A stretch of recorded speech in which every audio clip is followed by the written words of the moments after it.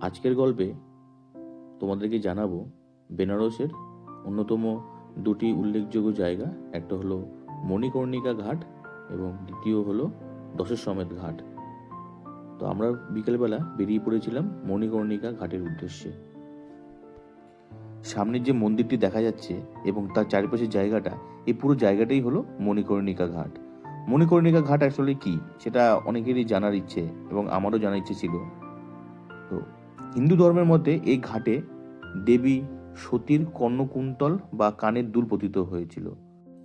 ঘাটটিকে আরো ভালোভাবে দেখার জন্য আমরা এখান থেকে শেয়ারে বোট ভাড়া করে নিয়েছিলাম। 100 টাকা করে মাথা পিছু নিয়েছিল। তুমি চাইলে পার্সোনাল বোট ভাড়া করতে পারো। এই মণিকর্ণিকা ঘাট কেন?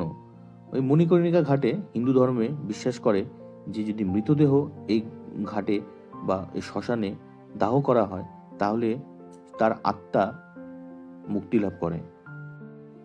ঠিক এই কারণে হিন্দু ধর্মাবলম্বীদের জন্য এটি একটি বিশেষ তীর্থস্থান। এই মণিকর্ণিকা ঘাটে ইতিহাস জানতে গেলে তোমাদের আমার এই ভিডিওটি শেষ অবধি দেখতে হবে। হিন্দু পুরাণ অনুসারে সত্যযুগের কোনো এক সময়ে শিবের ওপর প্রতিশোধ নেওয়ার জন্য দক্ষ রাজা বৃহস্পতির নামে এক যজ্ঞের আয়োজন করেছিলেন।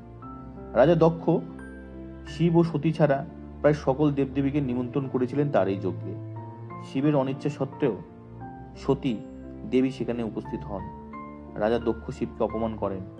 সতী তার স্বামীর অপমান সহ্য করতে না পেরে তিনি তার প্রাণ বিসর্জন দিয়েছিলেন ওই যজ্ঞে। শোকাহত শিব রেগে রাজা দক্ষের যজ্ঞ ভণ্ডুল করেন এবং সতীর মৃতদেহ কাঁধে নিয়ে বিশ্বব্যাপী প্রলয় নৃত্য শুরু করেছিলেন।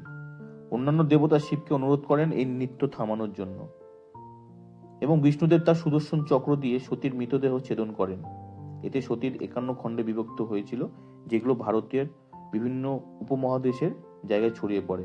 পরে এই জায়গাগুলোকে সতীর পীঠ বা হিসাবে পরিচিত হয়েছিল। হিন্দু বিশ্বাস অনুসারে মণিকর্ণিকা ঘাটে সতীর কর্ণ বা কুন্তল পতিত হয়েছিল, যেটা ভিডিওর প্রথমে আমি বলেছিলাম। আর এই দেখতে দেখতে আমরা অবশেষে পৌঁছে গিয়েছিলাম দশাশ্বমেধ ঘাটে। সন্ধে হয়ে গেছিল।